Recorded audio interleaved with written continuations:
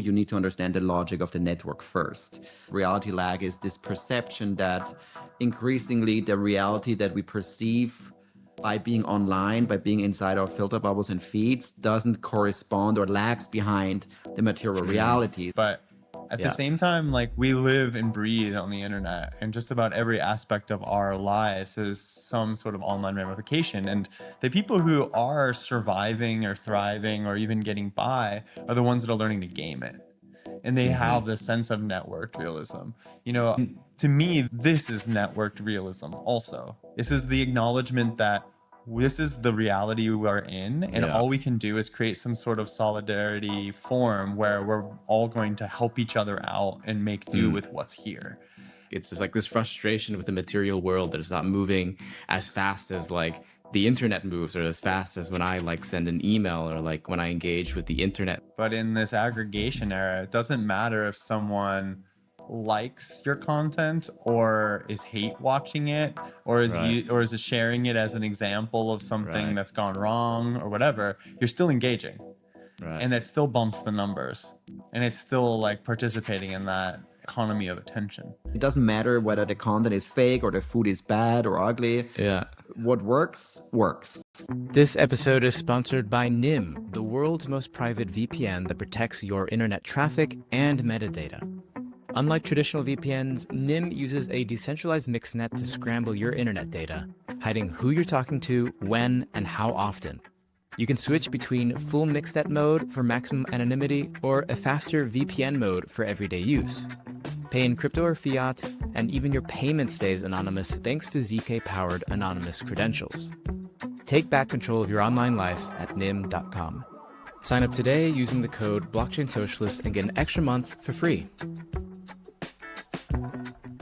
Hello, everyone. You're listening to the Blockchain Socialist podcast. I'm Josh, and I'm here today with Nick Houde and Severin Matusek from Comatter. Comatter is a research and strategy studio, and they recently published a really fantastic memo, which they're having a release party in Berlin, which I'll be going to, I think, tomorrow at the time of recording.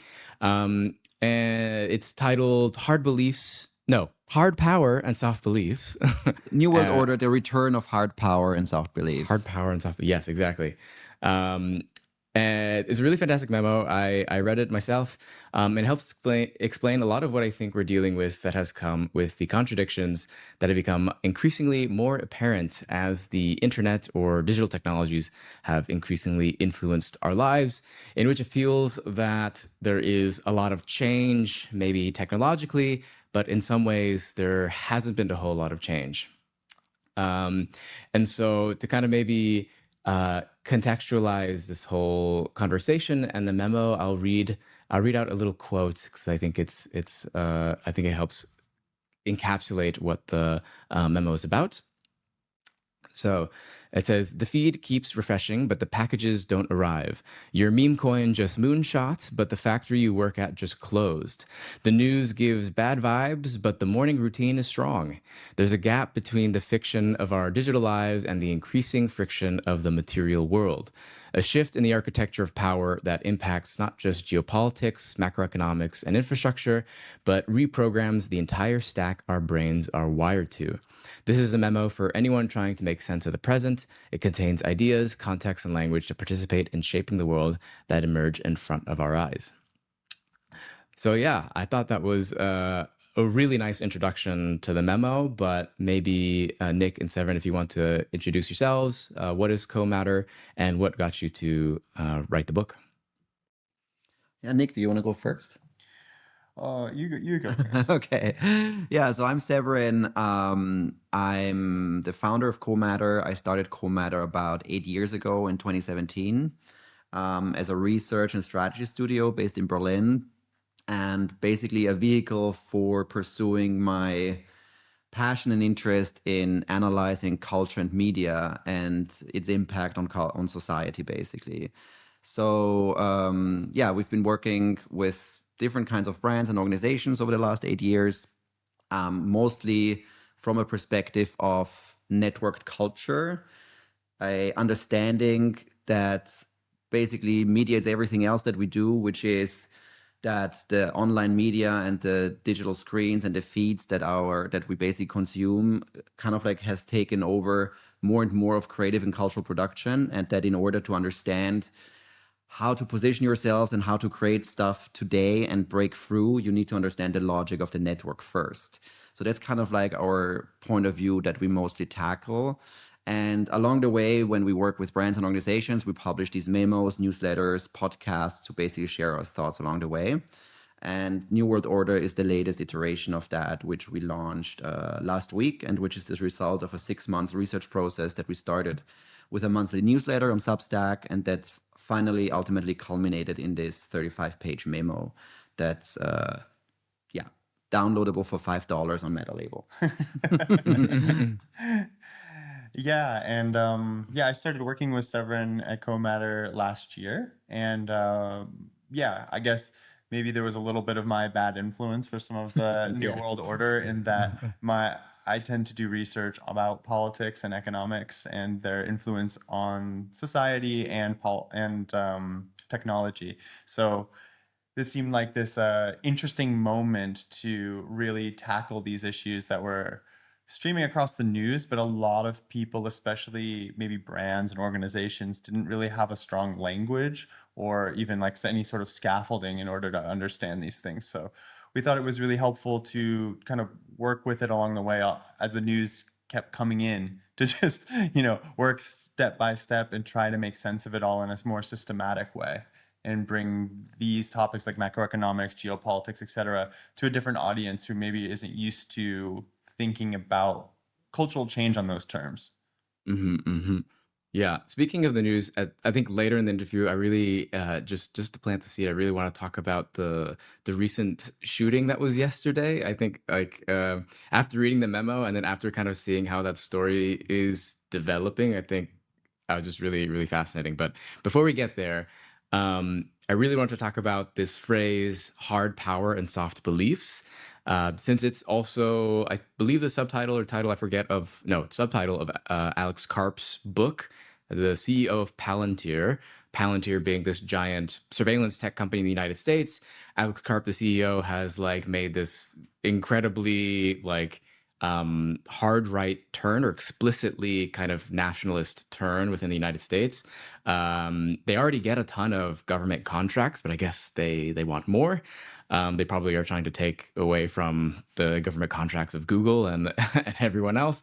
But I guess what do you mean by this term hard power and soft beliefs? And also, you guys say the return of hard power and soft beliefs. So this is something that is not the first time. And the fact that Alex Karp is also saying it, are you guys agreeing with him in some way?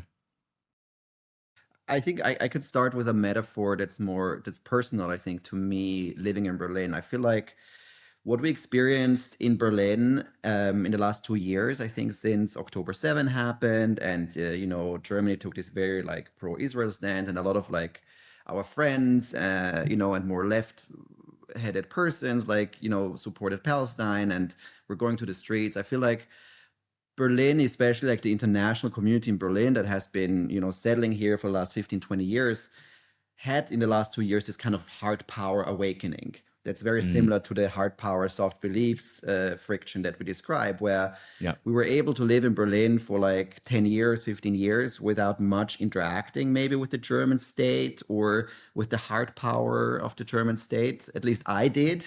And, kind of living in this fantasy world of Berlin being a cheap and affordable place and, being able to do our creative work here.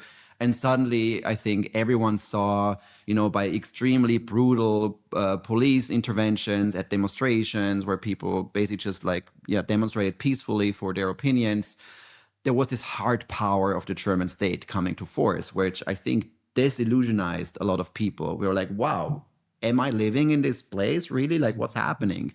And so I think this is a metaphor, a personal story for me of what we believe is happening on a global stage now, where, I think we all kind of had our little cute adventures online, and everyone's on TikTok and analyze, and there's also this resurgence of sociologists and semioticians, analyzing the digital space and trying to make sense of what's happening on TikTok and this trend and this trend.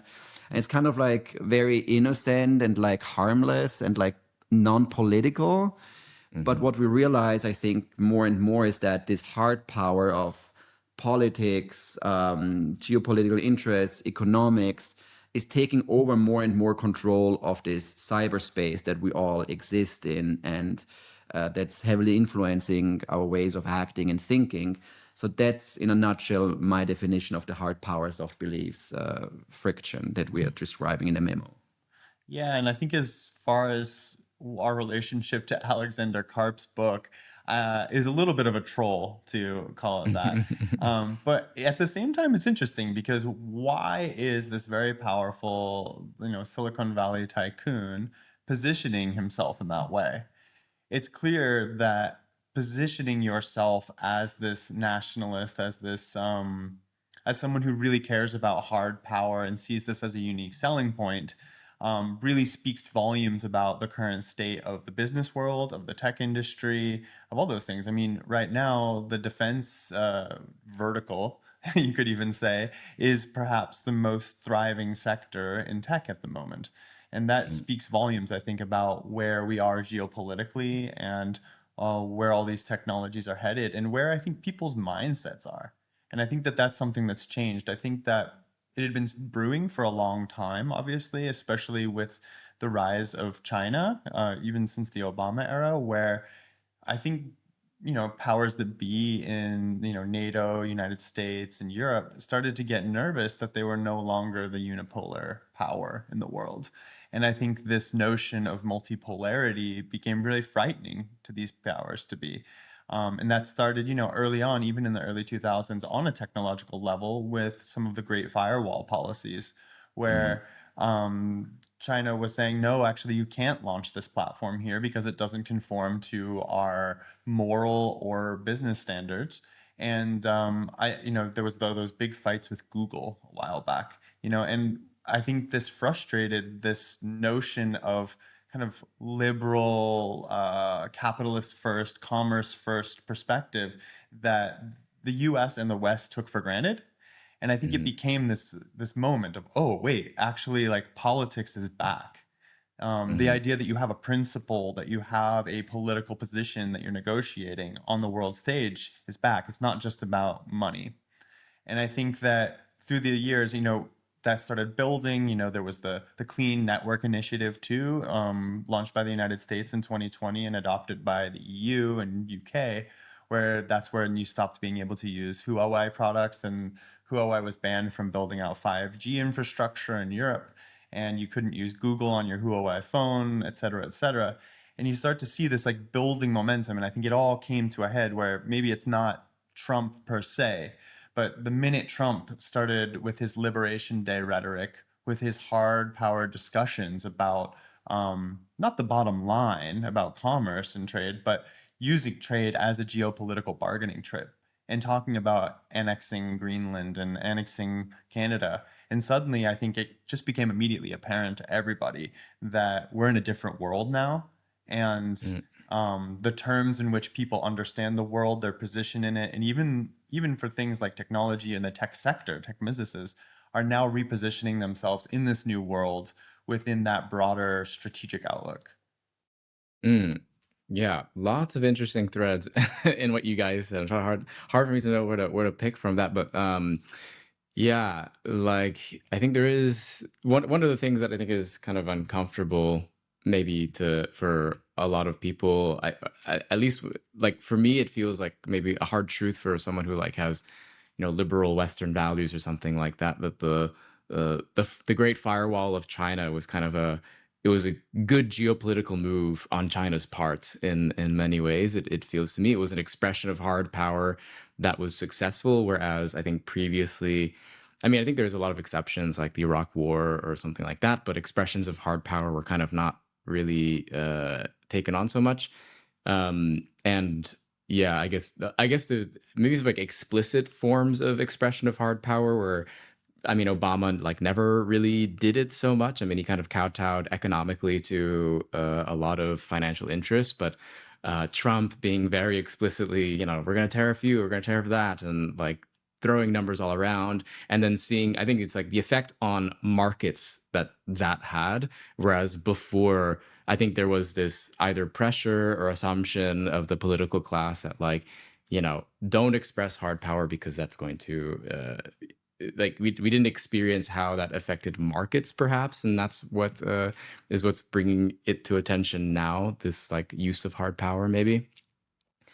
But yeah, I think it's so I guess for you guys, what I was going to ask, if like this hard power and soft beliefs, is it simply something that has come from Trump, or was it something that already existed, it was already happening, and Trump just accelerated it?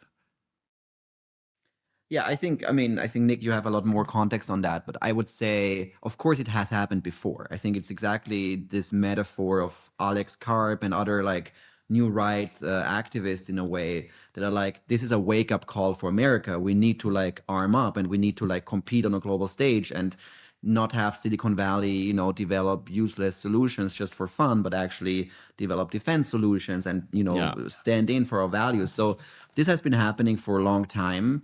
And I think when we published the first newsletter, because New World Order is the result of like this 6-part newsletter series that we started in January 2025. We published the first one, I think, a few days after the Trump inauguration. And so the Trump inauguration, this picture of Trump in the middle and all the tech CEOs around him, I think that sparked a lot of discussion and became kind of like this iconic picture where a lot of people realized, oh, wow, this is new. We haven't seen it that way. Realignment. And it has been kind of like preceded by, the DI policy changes of Meta, Jeff Bezos not really positioning the Washington Post in any political way as it was previously. So we've kind of like seen these scary things happening where suddenly you realize, these platforms are not neutral. They are bowing to geopolitical powers. And that became so obvious with that picture. So when we published the first newsletter, we called it "Good is out, evil is in." Yeah, I read that one. That one was really interesting. And the headline really resonated, and it got a lot of traction. And I think Nick wrote this one phrase of like, masks are off in 2025. So to answer your question, I feel like it has been brewing under the surface, and it has been clear to lots of analysts and like really nerdy people into these topics for a long time. But Trump's presidency just made it so obvious and unapologetic that this is happening, and it was just like so clear. So masks were off in 2025, and that was kind of like one of the leading mantras of us writing these newsletters to analyze what's happening now above the surface and their impacts on everything else. Yeah, and I think there's also like there's one aspect where it's like hard power is reasserting itself from these traditional vectors. But I think that there's also this historical moment where the promise of liberalism is really collapsing. Yeah. And so, it's funny where you see someone like Alexander Karp. I think what I do agree with in his book, though I disagree with almost all of it, is is that focusing on consumer technologies like Silicon Valley has done has prevented us from real innovations that would actually make society better. And I think this analysis that he has is very important. And I think this also speaks to the crisis of liberalism. It's so fascinating right now. It was this week that the new anti-pornography laws went into effect in the UK. And basically they're just trying to create some sort of guardrails to prevent children from viewing that content. And they're also trying to, manage different like child pornography problems and things like this.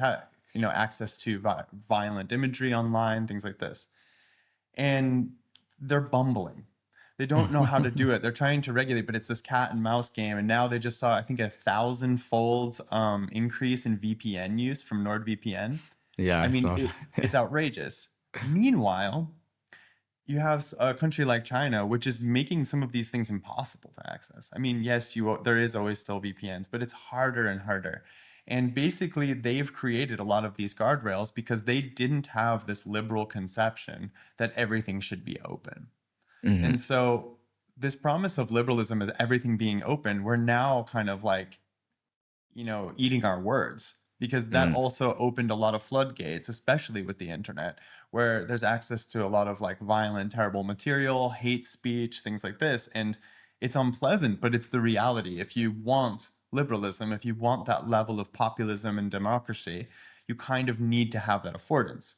So my feeling is that a lot of hard power is also emerging with things like the new right, but also with someone like Karp or people like that, is that maybe people want a moral compass again.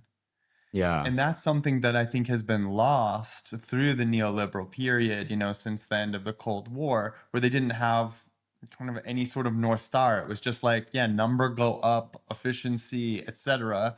And we're all just going to be like liberal technocrats to infinity. But I think people lost the plot at some point. And now everyone from left to right are asking themselves, what do we care about?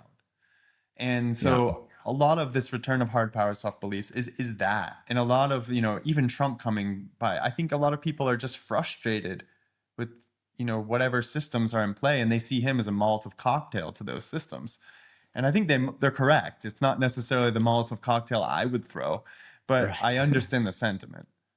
Yeah. I think that's interesting because you know, some of the feedback that we've received for our memo was that like people find it sometimes overly bleak, or you know, not hopeful enough, not positive enough, not focusing on, you know, the good stuff. And I think we're trying to be as neutral as possible to just describe how we see things and how things basically go down.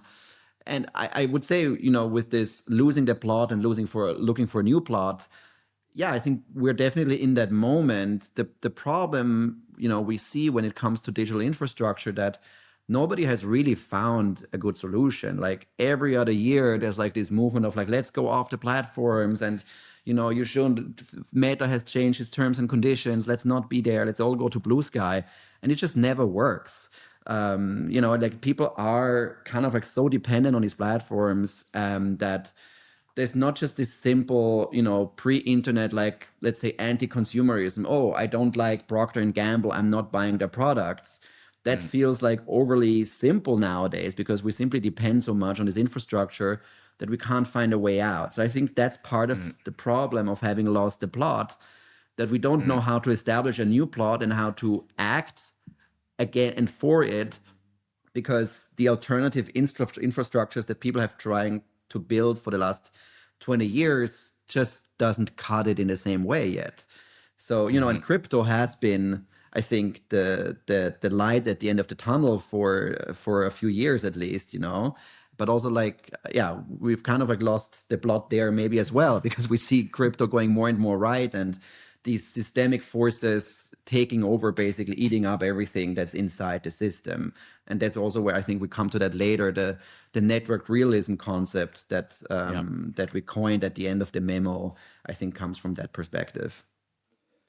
Yeah. I mean, just to, you know, comment on, I think what Alex Karp is kind of bringing is just like a sense of purpose for a lot of people who are just like worked in like kind of, you know, I've been a developer my entire life, and all I've made is like, you know, things to get people more to clicking on this and that or whatever. It gives them something like nationalism is just a different type of, you know, light that people can move towards, and to say like I'm working on defending my country or whatever else. You know, I now have seen at least two people I know from college. One joined Anduril and the other joined the, you know, VC arm of the U.S. Defense Department. And I was just kind of like flabbergasted. Like, these are not people I like ever expected to have joined these companies. I mean, we never talked about really politics in college with these guys, but I was just really astounded that they chose to work for them. But I guess it's because, you know, people who want a sense of purpose and whatever else. No, that's true. I mean, we coined this term in our memo at the Alex Karp and Peter Thiel, like we call them MIMS, like megalomaniacs in midlife crisis. You know, like people in like their early late 40s that have worked in tech their whole lives and suddenly are like, whoa, what's my legacy? Well, did I actually change the world? And that probably relates to a lot of like you know, millennials that are like, you know, have been kind of thinking they worked on something with purpose, then realize actually not, and now want to have an impact and jump on the wrong ship eventually just because the right ship isn't really there yet.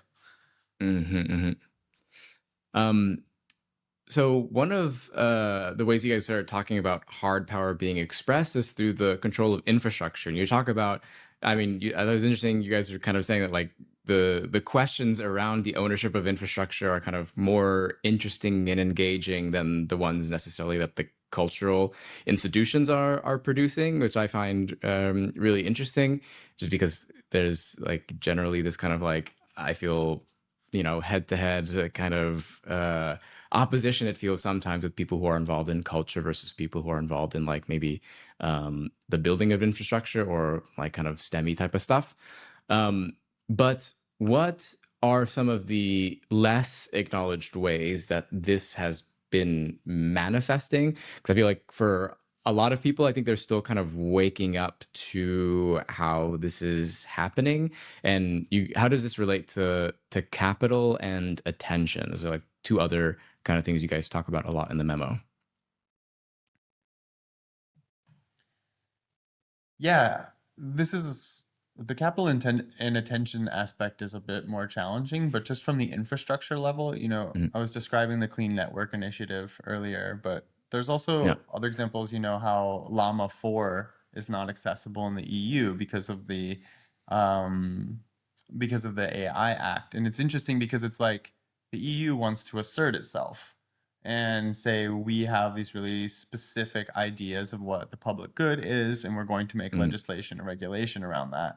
But because they don't have any homegrown AI companies, that means that more and more companies are just going to not, provide access to those services here. So you start to see that Europe not having any kind of foot in the infrastructural door ends up losing out. And this is where it gets really interesting to see this strategic positioning and how powerful it is. The same happens with the Trump administration sanctioning the ICC through their use of Microsoft Azure, where they, because Microsoft is an American company and a lot of their servers for their clouds are on US soil, they were able to kind of clap back against the ICC for condemning Benjamin Netanyahu as a war criminal. Crazy, by the way. And you start, yeah, like... right. And it becomes pretty apparent that where your server is located, which services you're using, has demonstrable political effects. And now the ICC is scrambling. They have to redo their backend. They have to reintegrate into a new cloud system. And yeah, these questions are becoming pertinent again. So I think there's like those big levels, but then there's also, I guess with the attention aspect, it's tricky, right? But in a somewhat slippery way, it's like you can write an eviscerating op-ed piece on the New York Times, or maybe the New York Times is a bad example, maybe like the Wall Street Journal. But the person that is, but then like Rupert Murdoch is profiting from that attention and the ads that are being sold. And so it's a very funny world we operate in. And so it's like, even though you might have this cultural clout that you're using online and trying to make your eviscerating points and your critiques, the person who's actually, the people who are benefiting from that are the people who own the infrastructure. And so we need to rethink that conversation entirely about how power works, how critique works, and how you galvanize attention in that certain way. Because they can also, as we're seeing now on a lot of these apps, like, shadow ban you. If you're talking about Gaza or something like that, maybe in certain regions you're getting out of the feed, your post. So what happens with that? What's going on with that? Who contains that infrastructure? You can't even galvanize attention. They're the ones that are able to produce attention by having the levers in the back end. And so I think that's a big part of what we're talking about. Yeah. And I think, to your first point of like our point of departure of taking geopolitics and macroeconomics as, the playing field from which we analyze digital infrastructure versus saying, well, we think that more interesting ideas coming out of those fields than of like traditional culture. Of course, that's also a provocative statement because, of course, there is interesting stuff coming out of culture. We just thought, as part of this research process, we realized even ourselves, we are definitely deep arts and culture people and have seen that in the last, 10 years, we took a lot of inspiration from different arts and culture producers and context. but that what actually interests us now in a way of understanding this world we live in today, we flock a lot more to economic theorists, like for example, Kyle Scanlon, which, who has very similar perspectives on things as we do. And we found, who's basically an Instagram and TikTok influencer slash economist slash educator that's blowing up right now by being on the Ezra Klein show and on late night TV and stuff. But we find there's a reason to that, because her lens of explaining the world from an economics perspective just resonates so much more and is so much deeper than a purely cultural analysis, for example. So that's where this argument comes from, that we believe, yeah, we have to listen, we have to go deep into the theories and the history of those theories in order to understand everything today, not just economics and politics.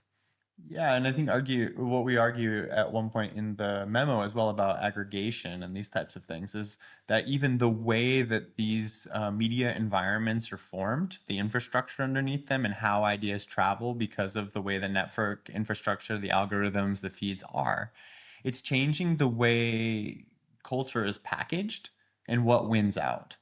So that's a really, important thing. I had this thought. It's a little bit of a tangent the other day, but I was walking down the street and they're building a skyscraper near my house, and they had, a crane that was carrying this enormous like window pane or something. It was really large, and it was hovering above all of these cars going underneath.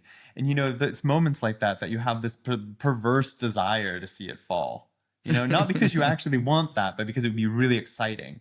And I had to think about so many times when you're online where actually like we want that exciting thing. So you say the crazy thing, there's the outlandish post, there's the outlandish cultural material, because our media environment will only allow something to spread if it gives you that hit. So already the entire culture that we're consuming, whether it's good or bad, it is subordinate to that infrastructure that demands our attention in a certain way. And so I think this is also a big aspect of that. Yeah. So my last question on the hard power section of the memo, but you have this framework, the three powers. I think you're kind of describing in one frame, the kind of multipolarity that we're kind of seeing of, I think it was regulatory power, monopoly power, and people power. I'm wondering if you can just explain who those three players are, and also kind of like a side question of where does maybe crypto play in that? Because I was trying to, to me, it seems like a sleeping thing in the middle of them in different ways. But yeah, curious to hear your thoughts. Yeah, you go ahead. Yeah, I guess. So the three powers is a way to get out of the log jam of, I think, like, usually arguments are about like maybe innovation and regulation, right? There's some sort of like dichotomy or something like that. And I feel like that really doesn't capture the dynamics of what's happening, because there's all this like third order effects happening all the time. So any technology, and let me use crypto as an example because you brought that up. I would say that crypto doesn't lie in any of those three, but it's pulled by all three. So maybe the initial impetus around crypto infrastructure or crypto projects, especially a lot of the people who are really building infrastructure, like the Ethereum community and things like this, maybe that had a more like populist people power initiative. Like we want to do things on our own. We want democratic infrastructure that we, control. But in the meantime, you get pulled by the monopoly aspects, because you also need to have like a certain degree of market share. You need a certain amount of people using Ethereum so that it actually functions appropriately. You want more coins to build on your system. You want that type of dominance. Otherwise, you don't get the scale effects and the aggregation effects that make it successful. At the same time, you have this kind of democratic effect where, once again, this people power is pulling the other direction again, where they maybe want to do really outlandish things. They want to do things, that's when people are, buying stuff on the black market, and this gets maybe dangerous. Maybe it is kind of dubious. And then you have to ask yourself, okay, we're building a democratic infrastructure, but is it just used for things that I don't agree with? Yeah. And then you have the regulatory power, where somehow now states are saying, hey, wait, hold on a minute. We don't like that you're trading these assets in these certain ways, that they are actually securities, and because of that they need to be regulated and taxed in a certain way, and there needs to be some sort of fiduciary responsibility when it comes to the buying and selling of these sorts of things. And then there's a whole issue of liability law. And so then you just see this crypto infrastructure, and it's amazing over the last 10 years, constantly bending to all three of these that are just pulling it to pieces and shaping it and forming it over this period. And so we like to use this triangle as a way to describe how things are getting shaped and pushed through by these powers that are pulling at one another, because that helps us get out of this like us versus them dichotomy. It's more nuanced and weirder and more interesting this way. By the way, happy 10-year anniversary to Ethereum. Oh yeah, it's today. Oh yeah, today is the 10th. Yeah. So I mean, I think part of what this framework, what got to me, was kind of like, it felt like there kind of a little bit of a contradiction of, at the same time, I guess, I mean, I think part of it has been, I've been reading a lot of like libertarian like books and stuff. So I've been unfortunately learning a lot about that type of stuff, whether I want to or not, and just being in the crypto space. But one of the things that libertarians love to talk about is that like they're kind of anti-democratic, that they believe that democratic states are like untenable, are in fact undemocratic themselves because they don't allow freedom of capital. And they believe like their world, like genuinely believe, a lot of them, that their world is coming. And in some ways, like I can see the dots that they're making in the world right now as to prove why their world is coming into fruition. But at the same time, you know, what you guys are noting is kind of like the increase of hard power, to me sounds like a very like anti-liberal thing that's kind of happening, or at least the ways that people generally conceive of liberalism themselves as being like this, you know, stay away, don't touch it thing, as and libertarians just kind of being like in a more extreme version of that. But I guess for you guys, I guess one of the things that kind of got from me, like, do you think the libertarians have a point that non-democratic states kind of prove the downsides of democracy? If you're sitting here looking at China and their success and their use of hard power, regulatory power for their own national interests, and then kind of like the tech sector responding by writing crazy books like Alex Karp's, but also by like explicitly asking for the use of hard power by the United States, like, I don't know. How do you guys think about this contradiction that I feel like is happening? I mean, on the first question, I personally disagree. I still heavily believe in democracy and believe that our systems, you know, are fairly okay so far. I think what you touch upon is, you know, what we have in the last chapter of the Hard Power book is this term world building on infrastructure. So what we observe with, you know, Alex Karp, but also like Peter Thiel and A16Z and Mark Andreessen and, you know, these kind of like new right megalomaniacs that shift their focus on hard power and infrastructure because they see it as a way to dominate the world in some way.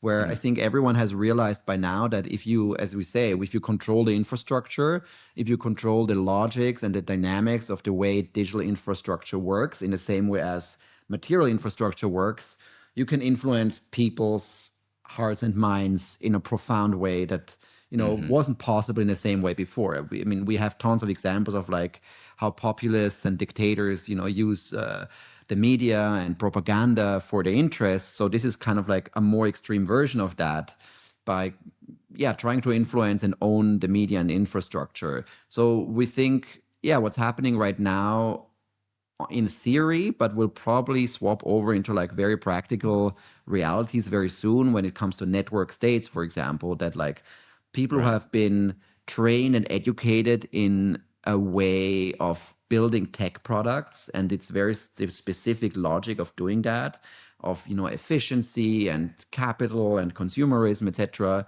are now applying these theories to like basically ruling the world and redefining democracy or whatever governing system they wish to have. And that's very dangerous, I would say, for, more democracy-minded people, because again, we see leftish approaches to that, but they don't seem to resonate as much, and they don't seem to have as much capital as the others. So that we think, yeah, there's a danger that these more right-wing libertarian forces take over, and come with proposals and ideas that a lot of people flock to, simply because the alternatives aren't really there. So that's my personal view on, I think, that world building element that we describe as, world building has been a thing for many decades. It comes from science fiction and then took over movies, etc., and was purely storytelling and fictional for a long time. And now it takes away infrastructure to, like, we build actual products that people use, and we imbue our ideologies and worldviews into that, so that they basically enter people's brains and minds. That's how I would describe it. Yeah, I mean, it's funny that you bring up this like libertarian aspect, because so many of these people that were libertarians at some point are now like nationalists, which is very funny because they've been rallying against the state and have been state mandates for so long. So I think the right is a bit confused at the moment, but it's shaking out in a bizarre way. And I think that actually a hard statist right wing is much more likely with, the new right, and them embracing industrial policy, and people like JD Vance and Marco Rubio and the American Compass and people like that, and even like these like civilizational warfare type people. But as far as like the libertarians and democracy, I mean, I don't know, democracy, I think it's an empty word if you just have democracy for democracy's sake. And I think that liberalism poisoned people's brains in that way. I think that's like a little bit kumbaya, like, yeah, just let everybody do whatever. And I think we're just seeing the downstream consequences of that sort of like overly capacious notion is a bit idiotic. So now, yeah, you see the rise of something like, you see the successes of some place like China. And yeah, maybe people who are a bit reductive see nothing but, economic successes, and they say, look, democracy doesn't work. Well, it was a trade-off. There was certain degrees of democratic, there were certain democratic mechanisms that weren't allowed, and it maybe did enable a lot of economic growth. And maybe the long-term outcomes of that were better for a lot of people, but there was a lot of suffering, and it is very challenging and hard for people. That doesn't mean also, in the liberal, like, in the United States, where similarly you could say the same about the carceral system. Mass incarceration has operated in a very similar way as a bulwark against democracy. And so you start to see these like broader logics, and maybe nobody was very democratic ever. Right. And maybe that's also the failure of liberalism. And I hope that now that hard power has become a little bit more clear, and we see that like illiberalism coexists with liberalism in this strange world that we live in, we can start to see democracy as one mechanism within a design space that is whatever political economy we decide to have at a given point. That these are choices about who makes decisions about what, why, and when, instead of just this carte blanche thing, but to really be serious about it. I don't, when I think about, this is happening in Europe as much as it is in the United States, where there's huge outbreaks of measles. And it's because of individuals deciding that they know better than public health officials about vaccines and their dangers, and about the public risks to children for measles. I mean, many, many children die of measles. So we have to ask ourselves, is that an individual choice, or is that a collective choice, a societal choice? And I think those types of questions are a lot richer than talking about democracy. And I just hope that now we have more affordance to talk about that, instead of just like these stupid platitudes about democracy. Right. Yeah. I guess one of the kind of like my general retort to people who who point at democracy and how it has failed is more so that like we hardly have a democracy. And I agree with you. Like it's not like this is the least democratic democracy I feel like, we kind of live in if you just vote for the president every 4 or 5 years or whatever, prime minister. But yeah, but what you're saying kind of made me think of maybe we need to kind of like to think about what an illiberal democracy looks like or something like that. Yeah, or maybe to even acknowledge how much illiberalism is already here. I mean, Yeah. I also live in Berlin and I do not have a German citizenship, and I am one of 30% of this city that cannot vote. So Yeah. I can't help make the municipal decisions. I pay my taxes here. And I find it fascinating. We want to talk so much about Mm. democracy, but we have a lot of weird gray area like that. That's a sizable Yeah. percentage. That would change an It's a lot. election. Definitely. 30%. Hmm. I didn't know that was true of Berlin. I know in Brussels you can vote if you're if you live in the city. But okay, so that was all my questions on the hard power half of the memo. I'd love to move on to soft beliefs. I think this is a also super interesting and kind of fascinating section of the book. So two of the concepts you guys have kind of like already talked about that I would love for you guys to explain a bit more are networked realism and reality lag. I think that one really like helped me. I mean, I was like, yes, that is totally happening. But I guess first, maybe I will read this quote from the book because I thought it was really good and helped contextualize it a bit as well. It says navigating between the seamless user experience online, what we call soft beliefs in this memo, and increased friction of our transitioning material environment, what we described as hard power, we came to the conclusion that it's easier to imagine the end of the world than the end of the network. Clearly a reference to capitalist realism. But yeah, I guess how would you guys explain these concepts? I think like maybe I explain by the trajectory of how we got to this concept. Like we started writing these newsletters and basically set ourselves the challenge every month to come up with a new newsletter where we share observations, ideas about what's happening in those fields. And I think by the fifth newsletter, somehow this concept of network realism emerged. And it was kind of like coincidental with both, I think, Kyla Scanlon in a blog post talking about the difference between fiction and friction of our lives, and then us finding this term by Shumon Bazar that he already coined in 2024 called reality lag, which was really fitting. So reality, the definition in Bazar's word, I think, of reality lag is this perception that increasingly the reality that we perceive by being online, by being inside our filter bubbles and feeds, doesn't correspond or lags behind the material reality. So we're kind of like surprised when the train is late or the flight doesn't come, all of these realities that we actually increasingly face because our minds are elsewhere, So that we found interesting. And I think networked realism then is, it's coming from, inspired by Mark Fisher, that basically his famous quote says, well, capitalism as a system is so all persuasive and intrusive that we can't really imagine a world without it anymore. The same goes for the network, aka the internet, in many ways, that it's so pervasive and intrusive in the way of influencing our lives that we can't imagine a world without it anymore, but also kind of live with this realist approach of like, it is what it is. I think Cool Matter, as I said, started in 2017, and in the beginning was very much influenced by this techlash that existed in 2016 in the wake of the first Trump election of like, ooh, tech is not neutral, we have to fight against it. And again, there was some sort of idealism coming up. And I don't think that really exists anymore. People are more like, it is what it is, and we find strategies to cope with it and deal with it, but we're not really trying to change it. That's kind of, I think, the realism that is part of this network realism concept.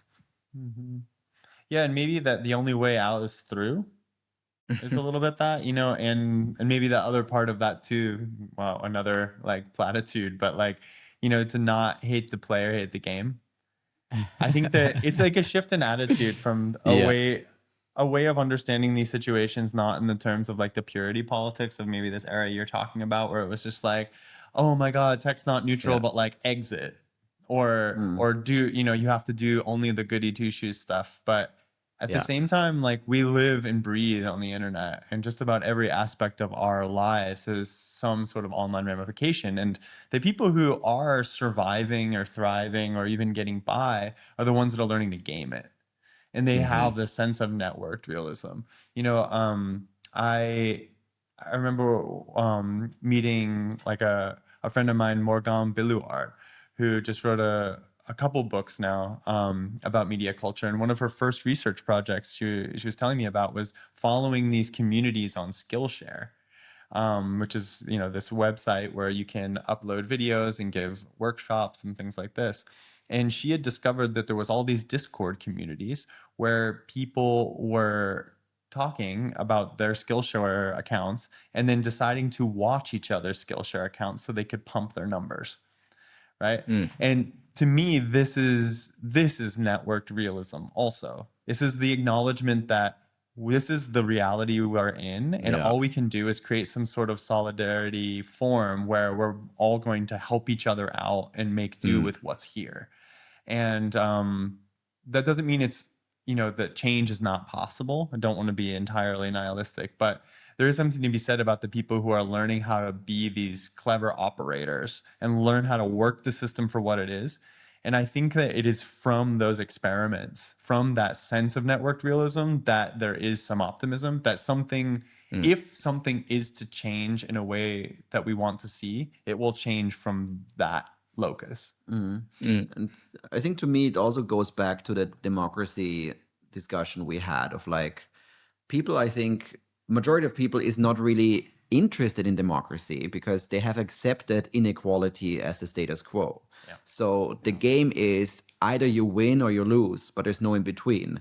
There's no fair distribution of goods anymore. That idea is just not relevant anymore. It's about how do I game the system as much as I can to my advantage so I end up on the winning side and become this tech person living in the woods with 2 monitors and doing my remote work and, you know, fantasizing about network states on Twitter, and basically avoid and escape the friction of the material world that the people on the lower end have to deal with. So I think that's the Right. status quo we're dealing with. It's either this or that, but the in between or the, you know, the more fair distribution angle, not a lot of people seem to be interested in that right now. Yeah. I think that exit narrative is really important that you're bringing up too, because with the fiction friction, it's like the people who are able to game the system or get above ground a bit. Yeah, they're going off to Bali and having their remote job and like kind of not, there's not a sense or an urgency for change or something like that. It's just the idea of making your life more and more frictionless. Mhm. You know, and the most extreme example maybe being a network state where you even eradicate like that friction that is the pores, or you Right, know, right. or like anything unseemly or ungainly about what it takes to actually build and maintain a city. Right, right. Yeah.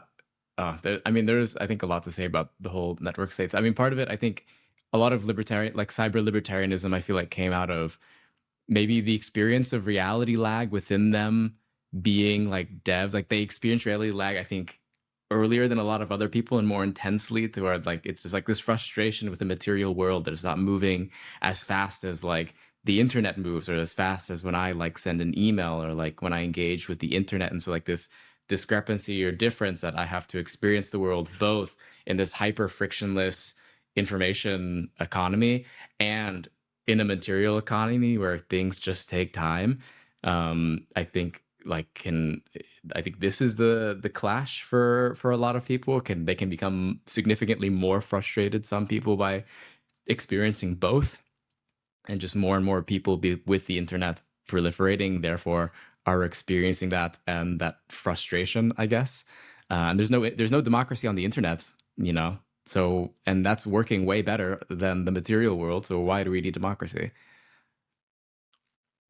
It's part of it. I don't know.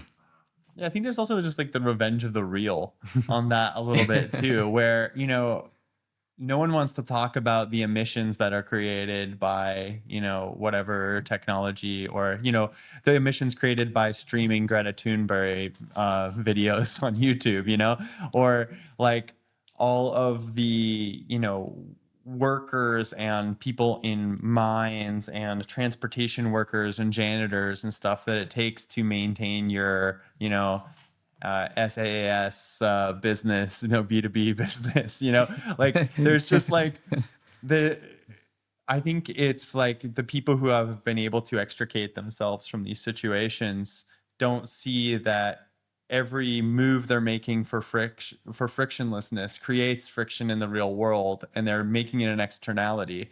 And at some point, those pile up over time.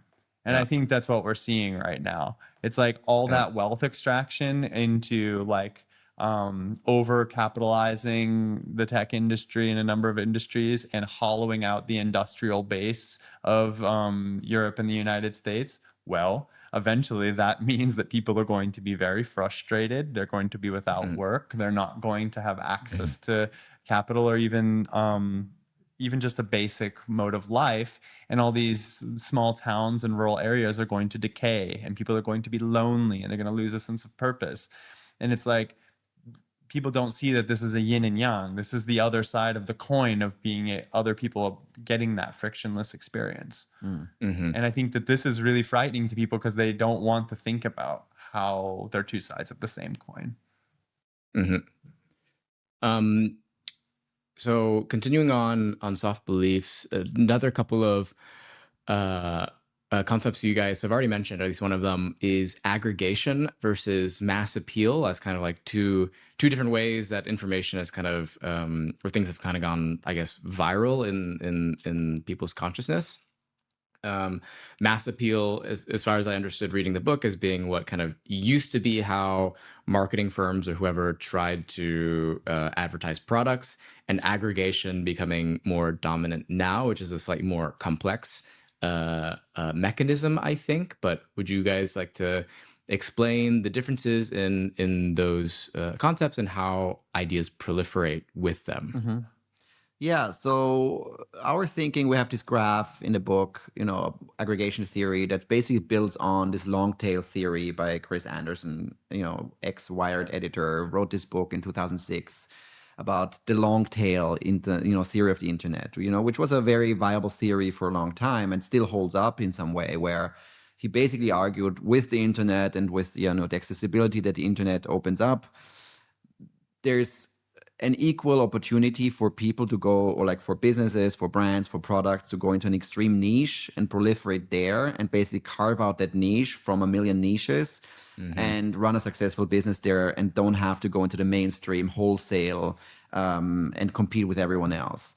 And so we kind of like took that on and tried to put that lens on, analyzing the present, and felt like the mainstream, of course, still exists in some way. There's still, when we look at viral phenomena and stuff, there's still stuff that goes viral that resonates with a lot of people.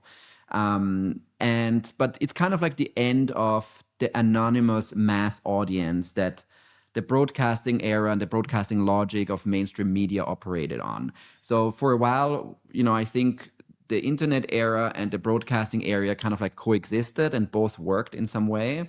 But what we see now, that in order to actually have breakthrough success on a global level, you need to utilize aggregation theory, which means you're not trying to please a mass anonymous audience with something that a lot of people can agree on, but rather you're stacking up different niche communities on top of each other and find something that all of them can interpret in some way, almost in a mimetic way.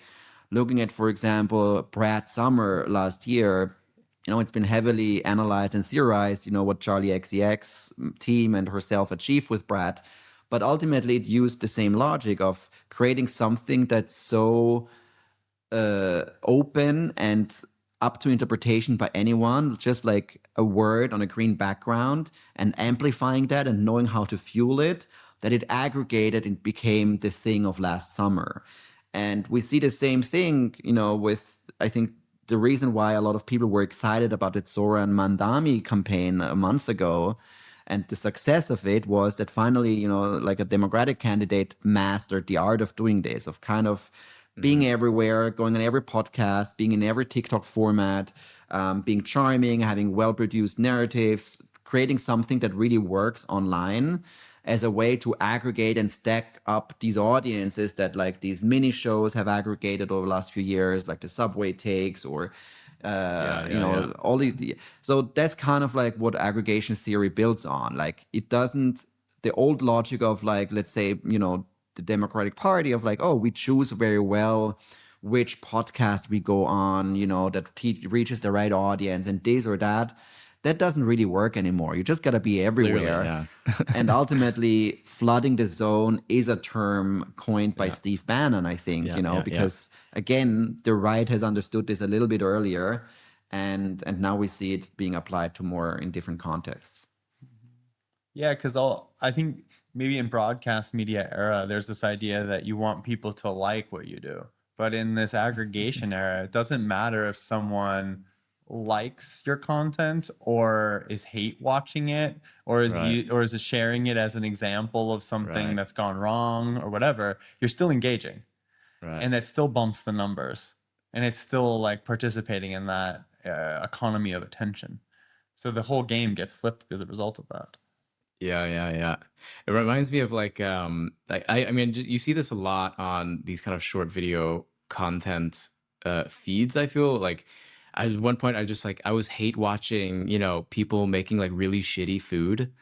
Like where they just where they just like pretend, there's like this whole show where they like pretend like, oh wow, look at this I put donuts on top of the Cheetos and then covered it in chocolate sauce and put it in the oven. Wow, and then just like people pretending like, this is really, I hate it so much. And then I realized I was like, and I keep getting this on the feed and I keep watching it and it makes my life worse watching it, but I keep watching it because it's so awful. Like my eyes can't look away, and they probably make a ton of money off of people like me who are hate watching them. It's like it felt like eventually it was like, this is such an obvious like trolling is becoming much more profitable. And I think that's a great example of what soft beliefs is about. That people find strategies. They don't try to change anything. They just find strategies that work. And it doesn't matter whether the content is fake or the food is bad or ugly. Yeah. What works. So that's kind of like, where we see soft beliefs coming up of like these absurd new combinations of identities and behaviors and rituals that emerge online as a reaction to the hard power and the infrastructure laws changing and constantly adapting. So, yeah. Yeah. I guess if you're a creator and all you want are views, because that's how you're getting paid, you don't have to believe anything that you're doing. You just need to get views. So if you know that you can get views by believing this one thing and then also saying you believe in this other thing because they both have niche communities, then you can believe both. And then someone who maybe followed you because they, saw one video, all of a sudden get exposed to another set of beliefs because that person is just making money no matter what you believe in, but because you're watching.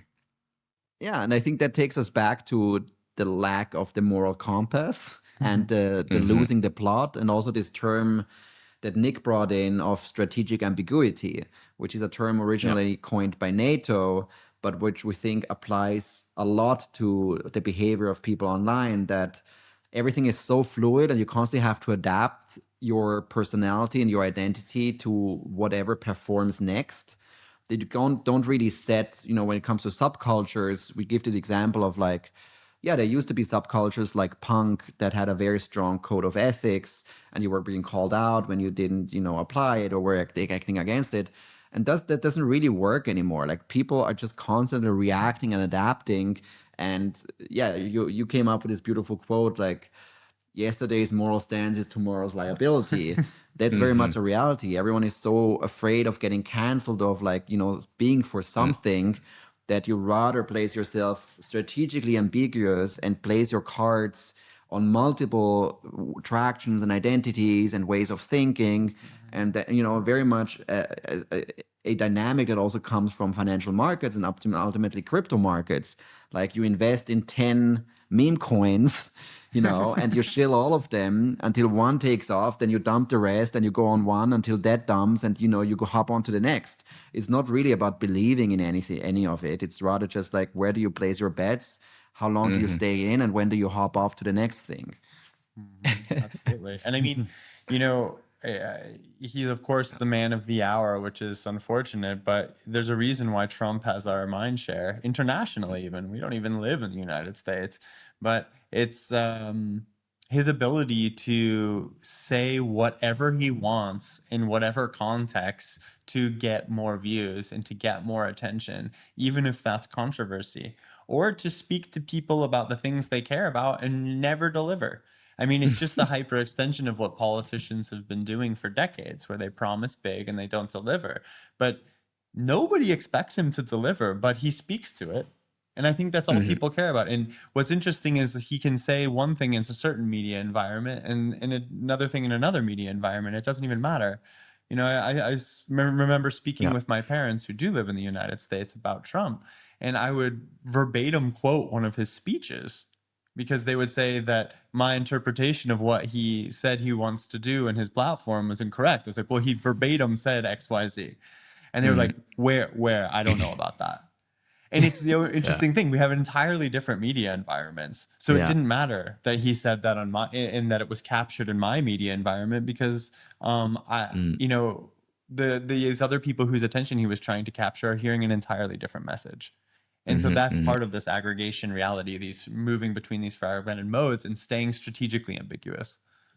Right. I mean, okay, now I have like two. Now I have two big things I wanted to definitely talk about because I mean, at least just because we're on Trump, I mean, I think this kind of like one of the things that's kind of fascinating to me is with the Epstein stuff. Nobody like all of these pictures with him and Epstein, they're so old. Like I remember I saw these like 4 or 5 years ago, but only now is it becoming a thing on the right where they're like plenty of people who were supporters of him the entire time are now all of a sudden this is a big deal.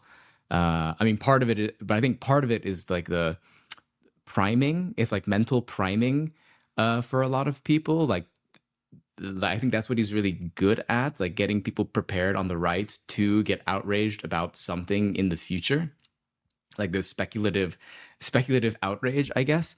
And because I mean, maybe it has to do with, you know, they just fumbled the bag and just like were so focused on releasing the Epstein list, and then by not delivering on it, everyone was so mentally primed to see the Epstein list, even though like people were talking about the Epstein list like 5 years ago at least. Yeah. Well, it's just that, you know, I think it's maybe the Democrats and a lot of other people who want to usurp power coming to terms with the fact that the only way you can sack a U.S. politician is on moral grounds. It's the same reason why Clinton was impeached for the Monica Lewinsky scandal and why they approached Biden not on policy terms, but on the Hunter Biden stuff. In the United States, you've almost never had an opportunity to take down an official because of actual corruption. That usually gets pushed aside, or an actual like pitfall of policy, but it's always on these moral issues. So it seems like that was maybe the nuclear option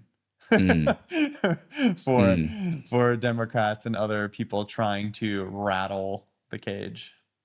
I mean, yeah. Do you think I mean, I guess my read on this situation is like it seems to be coming from within the right is a reason why people are caring about it in some way. Yeah, but I think that's why, because like it will shake up his base and it's so fascinating. And it was Trump himself who, you know, drummed up so much outrage on this, you know, pedophile Epstein thing in the first place that he's just like, he's succumbing to the monster that he created. And I find that kind of poetic and beautiful, but I have my that seems popcorn to be ready, the situation. And the other thing I wanted to make sure I mentioned, just because I have to mention it because I mentioned it in the beginning, is the shooting that happened yesterday. And in that, I think it kind of illustrated aggregation kind of happening in real time, or probably is still going on right now as we speak. But at first, you know, what I was hearing is just like the many frames that this shooting is like being presented. like for some people, it's being presented as like an extension of Luigi Mangione, where we've been killing CEOs now every once in a while. Other people are just like framing it in like different ways, and it seems to have like a new story, and kind of part of its virality has been that multiple people can look at it from different points of view. Like the other people are saying it, no, he meant to go to the NFL because he has CTE, so it's about that, and he made that mistake. Or it was like, I can't, there's another framing I'm now forgetting that happened before those, but like, yeah, I don't know if you were keeping up with that with the story. It happened yesterday, so. I have to say I don't know anything about it. I was offline until this talk. Yeah. He was out. I haven't been following it super closely, but I know the story. Basically, someone went into the skyscraper in Midtown Manhattan that houses the NFL Okay. and shot up a number of people. Oh wow. Mm. And yeah, there's some indication because of a note, if I understand correctly, that he was either an aspiring football player or he did suffer from a concussion and like traumatic brain injuries. And as a result, he's maybe seeing himself as an advocate for the people who are the many people in the NFL and post NFL who have, you know, are living with like severe brain damage. Yeah. And yeah, I mean, I think this is exactly this moment of aggregation. And I think what it speaks to is, from like a political perspective also, is that there isn't a consensus take, you know, period. You Yeah. know, like in the Yeah. past, maybe there were like some kind of fringe beliefs, like, you know, I remember when September 11th happened, I was still in high school and living in the United States. And, you know, for the most, like, people maybe were less patriotic or more patriotic, and there were some fringe conspiracy groups. But I would say it was fair to say that a large amount of people kind of agreed that was a terrible terrorist act that happened because of this. All these people died, etc.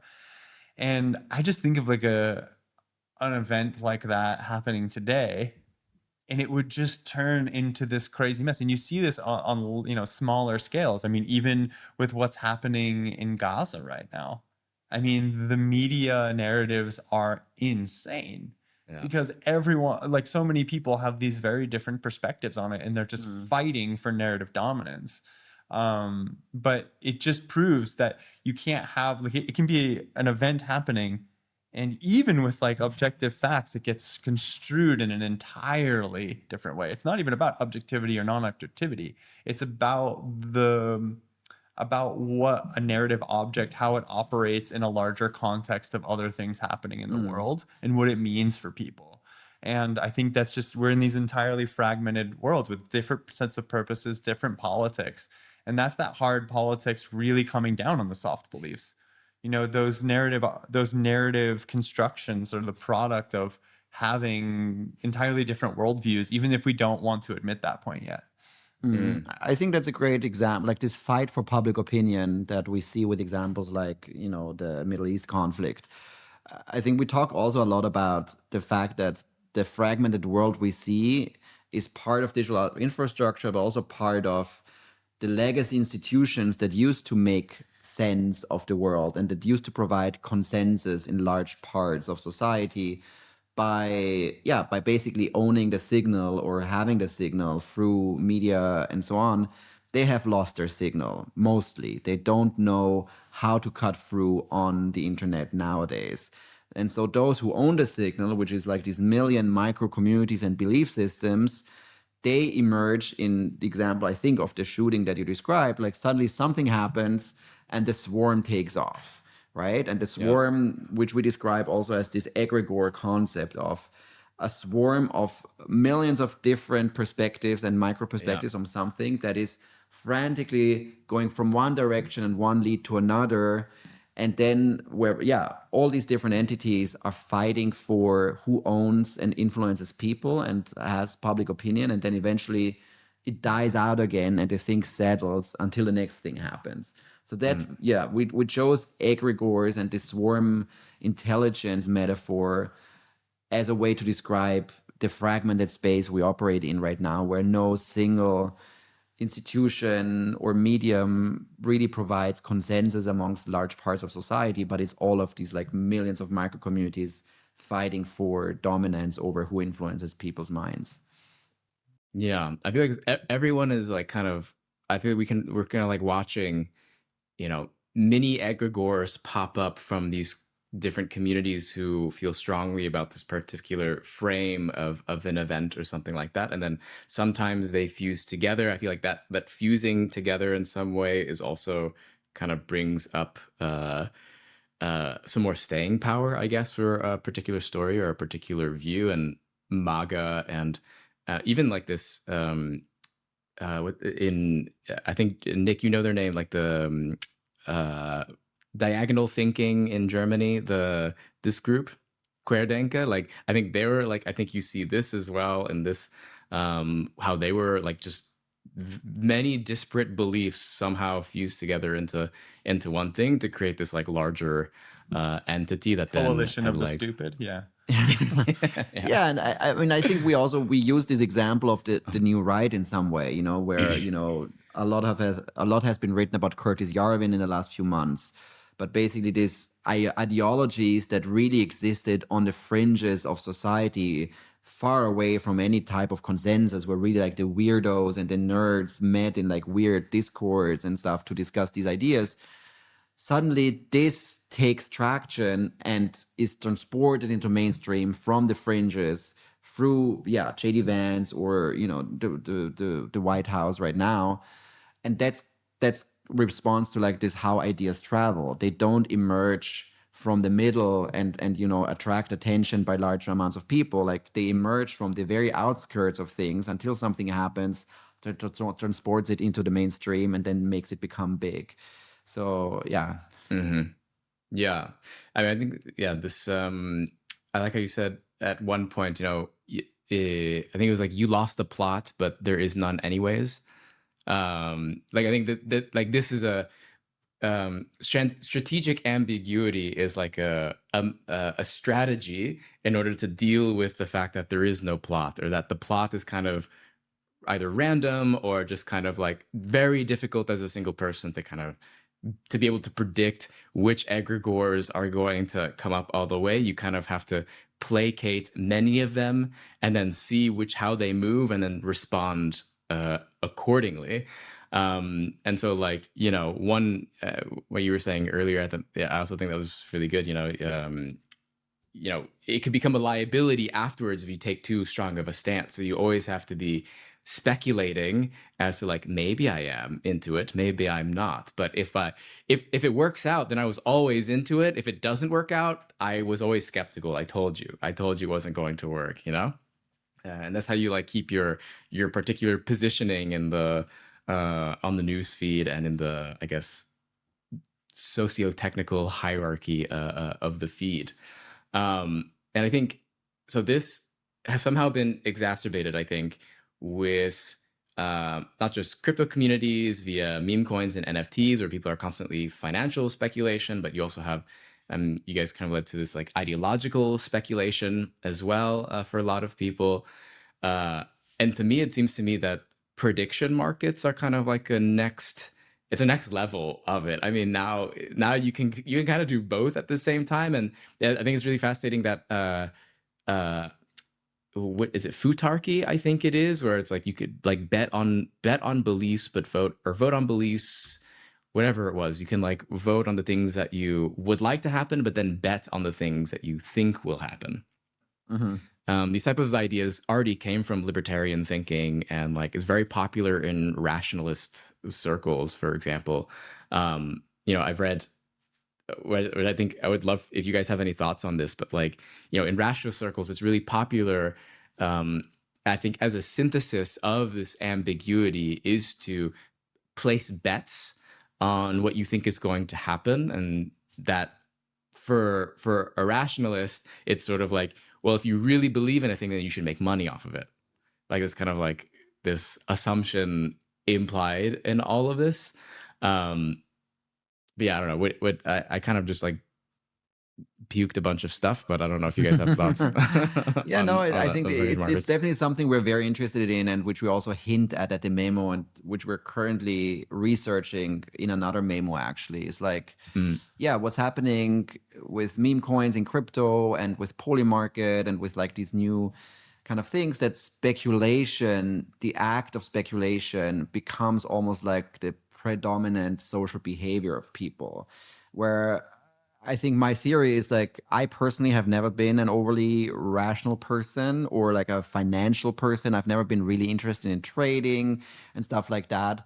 But I feel like that in, especially in younger generations, because we are in this like either you're on the winning side or on the losing side era, mm, like financial speculation and trading is almost like it's a very normal behavior that people talk about, that people learn, that people do in mhm, order to survive and win.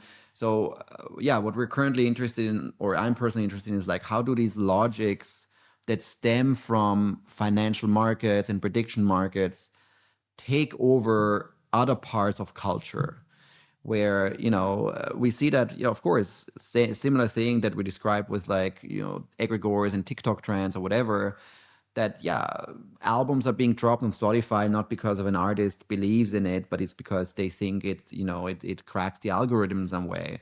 mm. So I think by and large it's a very like macro perspective on it, but that's what I'm currently curious about, is like, how do these behaviors that come from more financial markets swap over into culture and creativity and influence that space? Yeah, that's kind of like how I relate to the question. Yeah, I think also, I mean, there is something very earnest about that rationalist approach. Not so much that, oh, I think people should make money off having good bets, but rather that if you put some degree of risk into your belief, into your critique, into anything, you're probably going to take a bit more seriously. I find it Mhm. interesting. I read the Polymarket blog on Substack, and the reason being is like you hear all of these stories because I think that some people think the people on Polymarket it's just like very gambling heavy, very chaotic, but actually the people who seem to be winning really a lot are people who see that actually take the time to do the research. They Mm, try to understand a phenomena on every level and take it absolutely seriously because they mhm. have a lot of money riding on it. And I think that there is certainly an interesting incentive there. And, you know, a lot of these prediction markets are better than polling right now. Yeah. They're Yeah. performing quite well when it comes to that. Um, so what's going on there? I don't want to believe that that's the only mechanism Yeah. for how to make those beliefs work, but I do think, yeah, I think they're quite accurate. The only issue that I think we're not talking about in terms of that, which is super native to crypto, Yeah. is this level of hyperstition. Yeah. So, in a market like that, let's say it's something that could happen. It's a decision to be made or a possibility less than like a natural disaster or something like that. But something that actually can be influenced by a poll or a prediction market. And you have someone who's very wealthy and even losing, $1 million is not very impactful for them. Mhm. Let's say they put all that money into that prediction market and just as a whale entirely skew the graph. Yeah. And there's no one who can really, put enough capital in to do, to push it the other direction. Will that will it into existence? It's Right. actually a fascinating Yeah. Yeah. problem to deal with. And actually, so much of crypto operates on this level of Ponzonomics, this level of speculation. So, the same with the pile-on effect that happens in crypto with whales, where you don't really know that there's whales involved, but somehow you see this huge momentum on price because, yeah, a few big institutional whales just popped in a ton of money and it seems like it's blowing up. But that's actually part of their exit strategy. Mhm. So Mhm. I think that there's a degree of that going on also with speculation and soft beliefs, where there's some people who have a vested interest in a certain outcome and they have the power or the infrastructure or the capital to game that system. That's also, I Mhm. think, an element of networked realism And it's one of the most dangerous aspects of it because, yeah, you see that this is like pure informational war, actually. Yeah, yeah. I mean, not to mention as well, there have been like some controversial things with Polymarket and I think the token that they use for settling bets, is available on the market. So if you have a lot of money, you can sway what the prediction market kind of lands on by just buying a bunch of the token and voting that actually no, this didn't happen, even though it did. Precisely. And that's kind of just like, then you just gotta hope that there's people who want the truth to happen, have enough money to like make the right outcome, but that doesn't always pan out, I guess. I mean, we're playing with fire, and it's not just there, but it's in really every aspect. This is post-truth in its most mechanized. Capital right? truth, Because maybe. not just capital truth, but this also happens on just about every level. There's no, even with like normal stocks, there's no correspondence between, for instance, revenue and the stock price. Sure, yeah. Or an actual utility or something like that. And when there's absolutely no correspondence, that means it's entirely animal spirits, as Keynes would say, right? It's entirely based on people's emotional evaluations, their psychological dependencies, etc. And it's the same with all these narratives with the shooter and what have you, and all of these things where you start just like pumping certain narratives, and actually facts don't matter. There's no correspondence to something that's actually happened. All that matters is the story and the speculation and the hyperstition. And we're playing with fire if our entire world is based on that, and whole societies, economic systems, and political systems are based on that. Because yeah, once again, it's pure informational war, but it's like pure informational Hobbesian war of all against all. Yeah, And yeah. I don't think that has a good outcome. Yeah. I mean, yeah, I'd place my bet on that wager. I've made many jokes with my friends about the coming of assassination markets where, it would happen only because the market exists, like for it, Oh yeah. Yeah. But okay, last question, because one of the things that like I'm trying to get at with as a response to strategic ambiguity, or as a response to this, like trying to traverse the current context that we live in, strategic ambiguity is one strategy to kind of take it on. But then I think another strategy seems to me kind of like it's kind of like taking on a type of modernism, I guess, or I don't know if that's the right word for it, but like you see kind of like left and right versions of dealing with the deluge of information that kind of is being produced by the internet.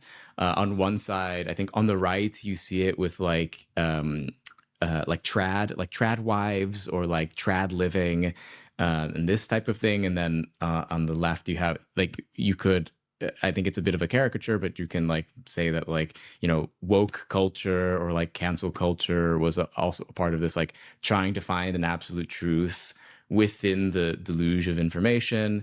And I think you also see it in like maybe even accelerationism versus degrowth, as like trying to point at like one thing that we need to all be doing as an answer to society's ills in this deluge of information. Do you guys see like people producing these types of strategies to make sense of it? And is it an actual solution, or is it simply just adding to the deluge, I guess? I mean, I think I would call it like, yeah, it's different coping strategies. I mean, in another report, we went deep into like, the new wellness space where, around the world, or in like in Right. Western societies, we see these new sauna spaces pop up, people doing cold plunges. I go to sound baths sometimes, in Berlin to switch off. So I think these kind of like trends, or the way we look at these trends, are definitely that they're coping mechanisms to cope with the reality that we have in our digital lives, which feels often, very hard to deal with the overflow information. So there are definitely, I think, trends that come and go, and I think we also live in an environment where, then the tradwives come up and everyone is like looking at the tradwives and why is this happening? And suddenly they disappear and like something else comes up. So it's very fast paced and it's very much symptoms of a larger picture, which again, I think brings me back to like why we created that memo, because we were also a little bit tired of analyzing one trend after another. And the moment you are finished analyzing it, it's already the next taking over. And when you're in the brand consulting space, which you're actually not that deep into, but sometimes do, brands obviously want to know where and how can we position ourselves in order to still be relevant. So they try to hop onto these trends early enough, but it's kind of like a losing game because it goes faster and faster and you can't really keep up. And also the trends mean less and less. They're merely reactions to like a bigger environment rather than real trends that have roots and come from like deeper cultural movements. So I'd say, trends are trends. They pop up like egregores, they go down again. But I can't really tell what the future holds. But the direction we chose with this memo was to at least try to understand the bigger tectonic shifts and try to find language and concepts for normal everyday people that are not into macroeconomics and geopolitics to explain them, because we believe that's helpful to understand the bigger picture and maybe navigate that world more effectively rather than hopping on the next trend or analyzing the next trend. That's kind of like was our point of departure. Yeah, I think, and also like to speak to your point specifically about this, like the trad wife or the like really intensive like woke or whatever, and accelerationism, degrowth, all of these things, they are the commodity form of everything that's happening online. This is clearly like you need a signal, you need a legible signal. So instead of like, if you talk to like someone who actually has to build policies and talk to them about accelerationism or degrowth, they'll ask you like, okay, like what do you want? And it's this reality that like I think all these people who are online who think they're experts because they read like a book and don't have to deal with the messy realities of actually like finding the mechanics of a policy or understanding how economics works and how like something is manufactured. The same goes for even like this like trad wife thing, or even like DEI, or a certain form of like identity politics. A lot of it's just that you need like the HR department needed something that they can say they're doing their due diligence. So they did the DEI. You don't actually even know what it means. They're just like trying to cover their ass, and they're trying to maybe they actually care. Even maybe they just like, we want to be better at this. Like, oh, we do the DEI thing then. It's just these like this world where all our information is coming at us so fast, and we need these like legible containers, these little commodities that we can grab and utilize and do something with. And I think it's just it demonstrates that where people are getting their information from. And it's always going to be these isms and be these like really neat containers. But the problem with that is you get in a situation where it's just a number of neat containers and everybody's screaming at each other, even though half the time they're not even mutually exclusive containers. And if you actually have some sort of larger sense of purpose or something you're trying to accomplish, you don't really care about the container unless you want some sort of outcome. And if you can agree on a certain outcome, I'm sure you can find a way to get there. Or if you have like, I don't know, if you want to like have some kids and like live on a farm and make yogurt all day or something, like cool, like I don't care. But you need that legibility to pass it on, to make a brand, to sell yourself. Right. And or even if you just like those things and you're trying to communicate it to someone, you give it a container. And I think this is this progressive just like dumbing down of everything into really neat containers. And it's shows that maybe we all just need to like talk to other people more. I know it sounds like no, it sounds so boomer, but like I don't know, just like meet people and find out how people do things and talk to people who maybe you don't know, and get offline for a minute, and maybe you'll actually learn a thing or two about how people are just trying to make things work, and they're much more complex and strange and probably curious than you're giving credit. Hmm. So the moral of the story is go touch grass, go outside and talk to people in real life, stay offline. It's not good for your health. I mean, I don't. I mean, I think it's interesting that this is happening, or that this is a Gen Z trend. You know, the touch grass Yeah. thing. Who knows if it's persistent or not? I think I'm more interested in like, how do we bring those two worlds together again? Yeah. I think, you know, I remember Nick and I back in January, we were at this conference organized by Radical Exchange, which is like, you know, policy, hard power, soft power think tank in a way. And it was an interesting discussion because they brought together basically people from the policy world and people from, you know, more online world. And it just became so obvious to me that these are completely different worlds and they speak different languages and it didn't meet. Like when, you know, seasoned 20 years EU politician tried to come up with like some answers to people's question, it felt so off because she operates in such a different world and logic. And that's fine because or it's fine, I understand in a way because it is a reality that these things are slow and very complex and have wide-reaching effects when it comes to policy making. But you also have to address that people's minds are in a different reality. And again, this is where institutions like the European Union lose the signal because they can't connect with people anymore. So I'm interested in like, where is the solution of bringing those two worlds together? The fast-paced, soft belief, crazy hyper reality of the world we live, or most of us live in today, with the hard power material infrastructure that still, you know, owns our bodies and the land in a way. How do we marry these? Because what we see is they're drifting further and further apart, and because of comfort and convenience, people rather choose the digital soft belief frictionless world and engage less with the friction of the material world. And I think it's interesting how you bring those two together again. Yeah. That's what you said. Yeah. Well, I think that was a great way to end it. Maybe just last, if you guys want to share your plugs and where people can find your work. You guys have a really nice Substack, which I think is also called Co-Matter, with a lot of different interesting pieces in there as well. Yeah, so yeah, it's our Substack, it's our Instagram. We publish once a month. We just finished this 6-month series now on Substack that culminated in this memo that's available on Meta Label. We're hosting a launch party in Berlin tomorrow, and we're also hosting a roundtable on New World Order on September 10, which you can still sign up for via Meta Label. So that's where we discuss these ideas in even more detail.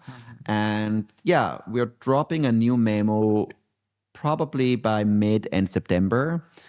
We can't really talk about the details yet, but it's going to be a deep dive into a specific crypto ecosystem and what it means, you know, the larger context and impact of that on a lot of the things that we discussed here. So we're deep in the weeds of like writing and researching that right now, and that's going to be the next public drop that we do. Nice. Well, you might come on again soon enough then.